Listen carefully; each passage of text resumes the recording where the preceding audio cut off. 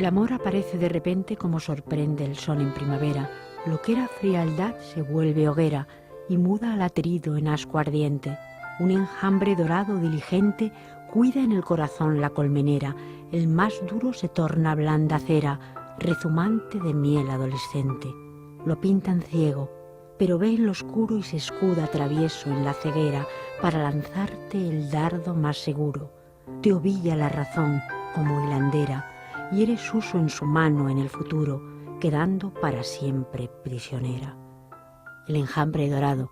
El enjambre dorado es este poema y además da nombre a un libro de Luz Macías. Luz Macías escribe poemas desde hace relativamente poco tiempo, ahora nos lo contará, 4 años.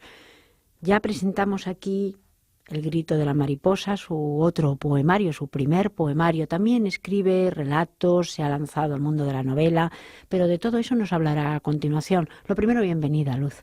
Gracias.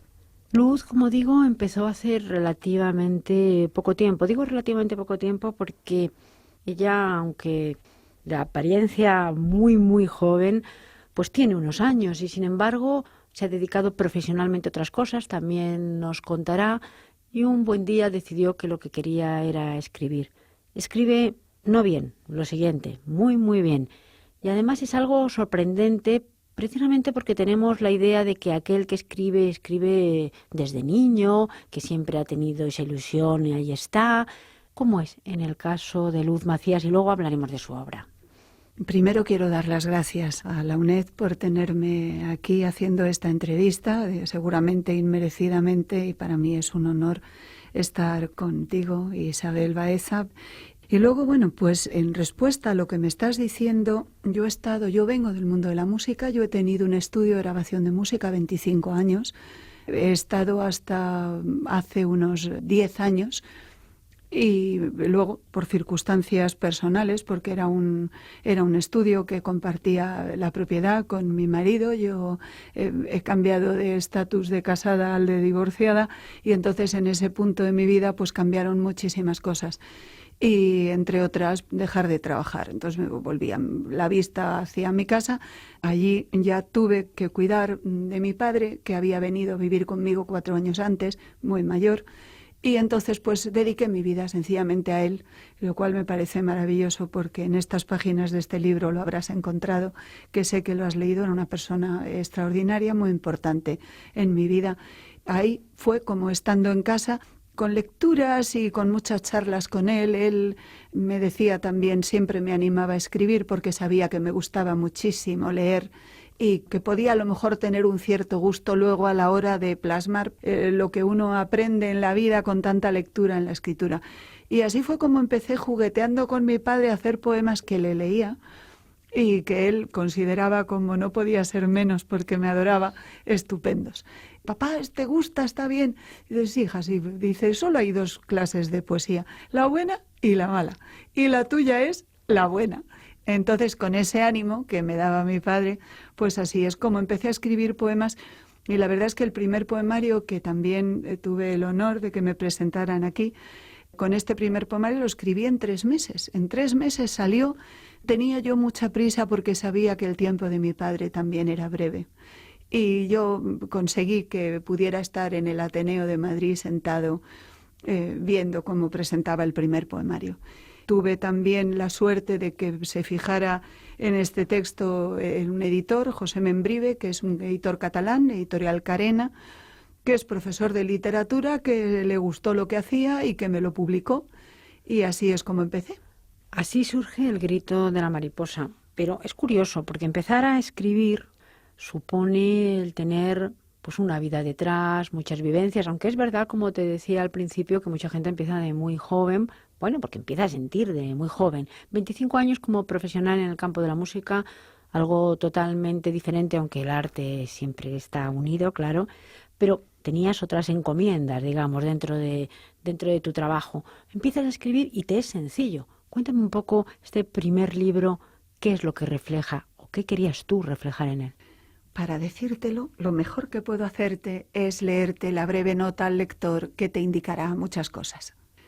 Si pudiera comparar mi yo ontológico con una casa, diría que en los últimos tiempos se han cambiado los muebles del lugar. Han bajado del desván la infancia, adolescencia y juventud para volverse a hacer un sitio entre mis cosas más al uso. Los trastos inservibles, acumulados durante más de 30 años, duermen ahora encerrados allá arriba. Estos poemas están inspirados en situaciones, lugares y sobre todo en las personas que en estos últimos 6 años de mi vida me ayudaron a hacer la mudanza. A ellas, humildemente y con amor, la autora. Esto es una dedicatoria de un cambio importante, de esa mudanza interior. Es muy difícil. Es cierto que cada cierto tiempo vamos mudando, todos mudamos, pero cuando la mudanza es brusca y de alguna manera te cambia totalmente la vida, a ti pues lo que te da es por decir, bueno, pues esto lo voy a plasmar, lo voy a escribir, porque tengo mucho que decir. También es verdad que después de esta mudanza, sí es cierto que he vivido una historia de amor muy importante en mi vida y desamor.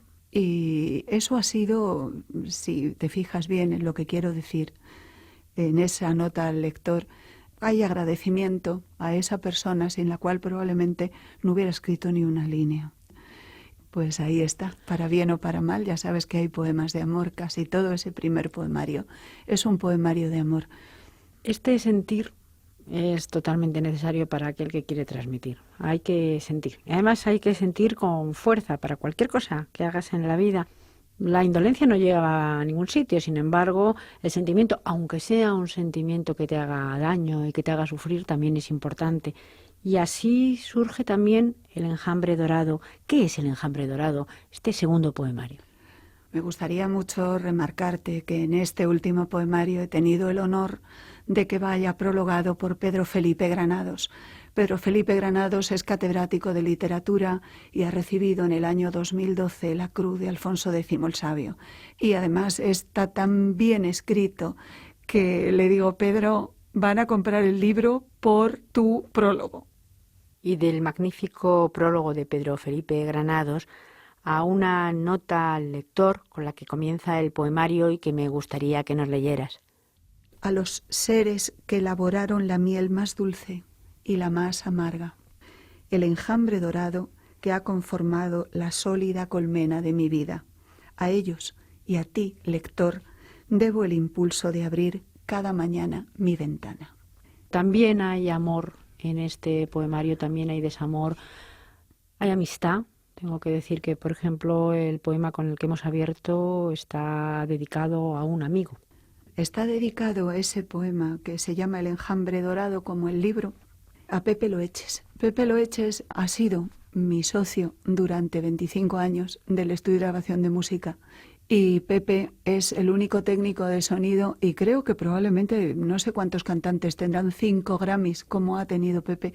Desgraciadamente ha tenido un accidente vascular que le ha llevado por delante la vida en plena juventud este mismo año.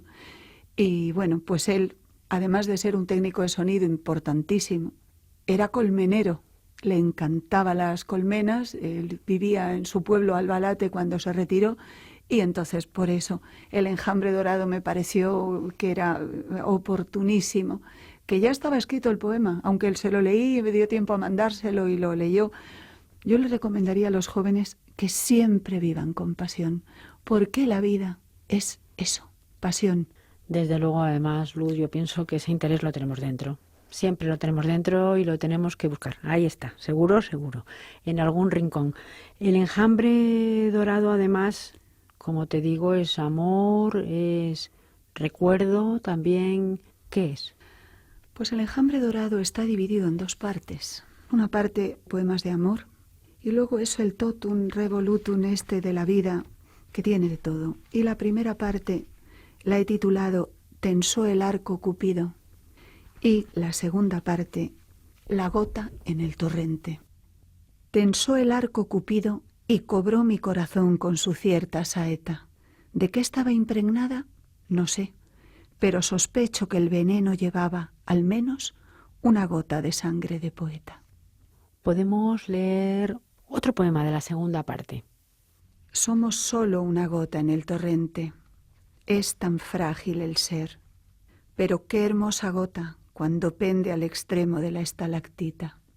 En la punta afilada de la lanza, por un único instante, el agua destilada se convierte en una perla única, irisada, perfecta en su armonía transparente. La efímera belleza diminuta va a suicidarse indefectiblemente en un crisol de ondas contra el lago. Pero ese es su destino al fin y al cabo, regresar al silencio de la gruta. Este poema, como hemos dicho, es de la segunda parte del poemario. El poemario encierra muchas cosas. ¿Vas a seguir escribiendo poesía? Porque también sé que escribes relatos. De hecho, he leído hace poco un relato precioso. Te dije además que era un relato sencillo. Y al decir sencillo y bonito, dije, es lo que quería decir. Porque decir bonito, pero bonito en profundidad, es algo difícil. Te daba como paz, como tranquilidad. Es una historia verdaderamente preciosa. Es decir, que escribes también prosa.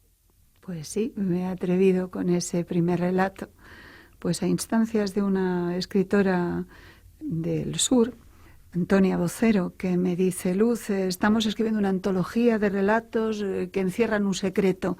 Y por favor escríbeme uno. Digo, chica, pues si estoy con un lío, estaba en plena mudanza, fue el verano pasado. Anda, pues que sea largo además, porque no creas que el libro va muy, muy cargado. Bueno, pues así es como este relato, que es casi, como habrás visto, una novela breve, pues surge. Sí, es un relato que encierra un secreto, como me pidieron, y el mío es el secreto de Amalia, que es una protagonista tierna y bueno. La antología se llama La piel del secreto y ahí está el secreto de Amalia, que verdaderamente es bonito. Y sigues escribiendo una novela que la tienes ya prácticamente acabada y es una cosa también muy curiosa. Cómo surge esta historia, porque tiene mucho que ver con tu edad, aunque parezca una cosa rara, con la edad que aparentas, que es otra quizá diferente, y con lo que eso suscitó. Eso te hizo empezar a pensar en escribir. Cuéntanos, aunque sea brevemente, esa historia. Bueno, pues la cuento brevemente. Cuando fui a firmar el primer contrato literario, como os he dicho, mi editor es catalán, pues fui a Barcelona. Y bueno, era ese primer echar el vuelo libre, porque yo nací casada y claro, pues de repente empezar a escribir, firmar un contrato literario, para mí era una aventura maravillosa. Y cuando fui a firmar ese primer contrato, José Membrive me recibió en su casa, porque es donde recibía a los escritores que eran de fuera de Barcelona, y así fue como pudimos convivir un fin de semana largo y cocinar y hacer algunas cosas en una casa tipo masía que él tenía. Y bueno, así fue, cocinar con él y esa convivencia, ese tiempo de estar los dos juntos y conocernos un poco. Cuando me vine a Madrid, me llamó: ¿has llegado bien? Sí. Oh, mira, Luz, por favor, dime qué comes, qué haces para estar así como estás a tu edad. Y sobre todo también para estar un poco como estoy, de interés por la vida y por todo lo nuevo, ¿no? Dice, escríbeme un libro de cocina. Dice, pero bueno, ¿cómo te voy a escribir un libro de cocina después de un poemario? No me pega nada. Digo, pero mira, te voy a escribir una novela de cocina. Y los tiros van por ahí. La tenía casi hecha, guardada en el cajón. Tú eres periodista, tú sabes que hay cosas que se guardan. Luego la he sacado y estoy cambiando muchas cosas, pero la quiero terminar pronto. Esta novela con una historia alrededor de la cocina y también una trilogía que está ahí, una historia real, que es la historia de tus padres. Sí, es una trilogía que va a empezar aproximadamente hacia principios del siglo pasado, y es la historia de dos familias muy diferentes, la de mi madre y la de mi padre. Mi madre era una niña bien, con cochecito topolino y avioneta en 4 vientos, y mi padre era el hijo de una familia obrera, activistas políticos de izquierdas, que luego fue, en guerra, un guerrillero conocido. Que todavía voy a la sierra y cuando digo que soy hija de Peter, todo el mundo me rodea con interés. Es esa saga y va a acabar más o menos en nuestros días, porque yo, como te dije antes, también confieso que he vivido y también tengo cosas que contar de los años que conocemos bien, 60, 70, 80, toda esa proyección de la vida en Madrid, que ha sido también muy interesante. No vamos a desentrañar del todo la novela, ya hemos dado unas pinceladas, pero eso será otro programa, un programa que cuando esté ahí hablaremos del de las dos novelas. En todo caso, ahora El enjambre dorado es el poemario que estás presentando. Estás presentándolo además en múltiples sitios y con una acogida estupenda. Pues la primera presentación en el Casino de Alicante, donde he tenido muy buena acogida de una asociación cultural que se llama Espejo de Alicante, y luego pues bastantes más sitios, y así continúo. Aunque el amor y los sentimientos estén ahí, hay otros sentimientos también que te pueden provocar las cosas y los sitios, los lugares. El Metro de Madrid te ha inspirado un poema que a mí me ha llamado muchísimo la atención, porque es además muy original. Me encantaría acabar con eso, con el Metro de Madrid, Luz. El poema se llama así, El Metro de Madrid. La ciudad esconde un mundo debajo de la tierra, Venecia de canales sin agua, surcados por pacíficas ballenas.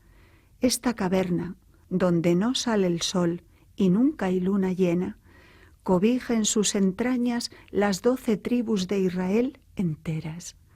Rockers, pijos, trendis, punks, heavies, skinks y bacalas, revueltos en la diaria carrera con hip-hoperos, neo-hippies, skitter, góticos, frikis, jonases autoinmolados que pugnan por ser tragados, albergados y expulsados, crudos, sin ser digeridos, del vientre de la ballena.